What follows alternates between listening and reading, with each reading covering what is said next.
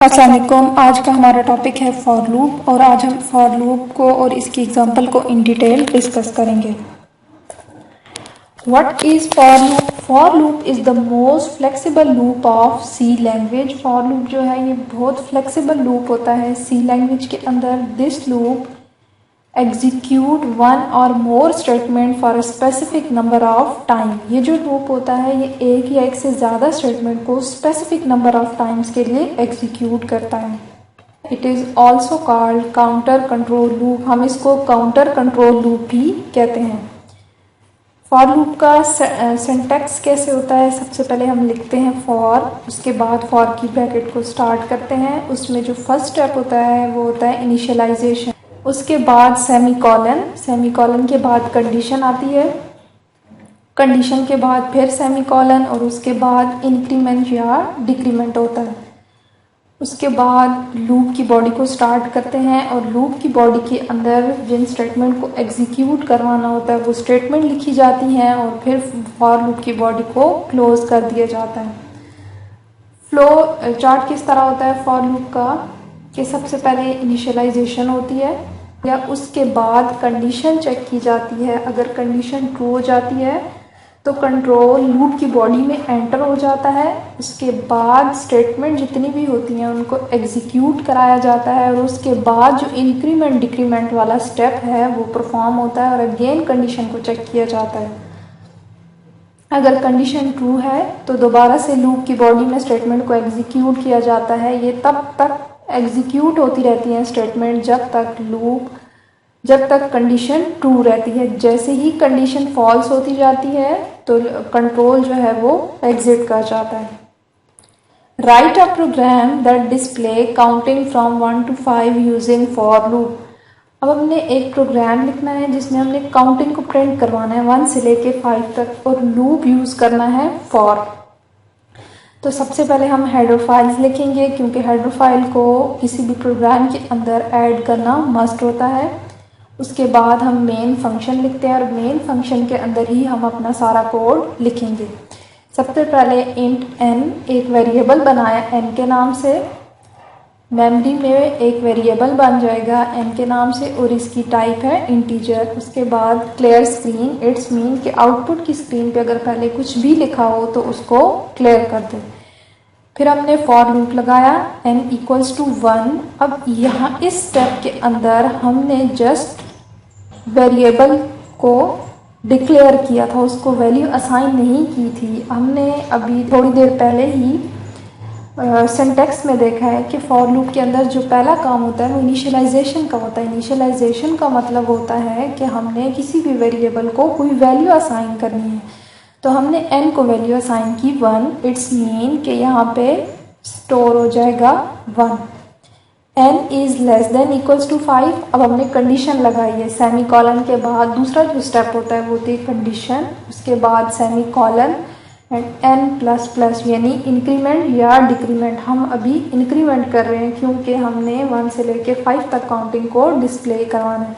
उसके बाद हमने फॉर लूप की ब्रैकेट को स्टार्ट किया और उसमें print f mod n comma n यानी n की वैल्यू को प्रिंट करवा रहे हैं और फिर फॉर लूप की बॉडी को एंड कर देंगे। अब हम इसका ड्राई रन करके देखते हैं। सबसे पहले वेरिएबल बनेगा मेमोरी के अंदर n, उसके बाद ये फॉर लूप वाली स्टेटमेंट चलेगी n इक्वल्स टू 1 यानी n में जो वैल्यू स्टोर हो जाएगी वो 1 हो जाएगी। अब कंडीशन चेक करेंगे 1 is less than equals to 5, condition true हो जाएगी।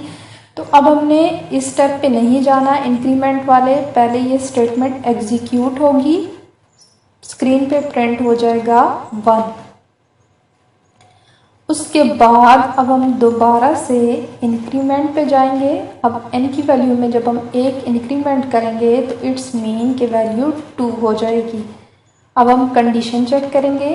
अब हम इस स्टेप पे आ जाएंगे। अब सेकंड स्टेप में हम इनिशियलाइजेशन वाले पार्ट पे नहीं जाएंगे। इनिशियलाइजेशन वाला जो पार्ट होता है वो फर्स्ट टाइम ही हम उसको चेक करते हैं या उसको यूज़ किया जाता है जब हम वैल्यू असाइन कर रहे होते हैं।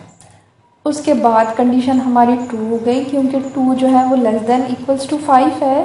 तो अब हम लूप की बॉडी में एंटर होंगे और इसमें प्रिंट एफ की स्टेटमेंट में एन की वैल्यू हमने प्रिंट करवानी है। तो अब एन में 2 पड़ा है तो यहाँ पे न्यू लाइन पे, क्योंकि हमने स्लैश एन को यूज़ किया है तो न्यू लाइन पे 2 प्रिंट हो जाएगा। इसी तरह दोबारा से कंट्रोल इधर जाएगा, इंक्रीमेंट होगी वैल्यू, इट्स मीन 3।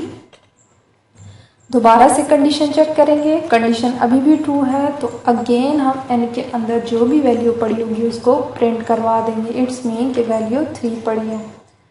इसी तरह ये लूप तब तक चलता रहेगा जब तक एन की वैल्यू जो है वो लेस देन या इक्वल्स टू 5 हो जाती है।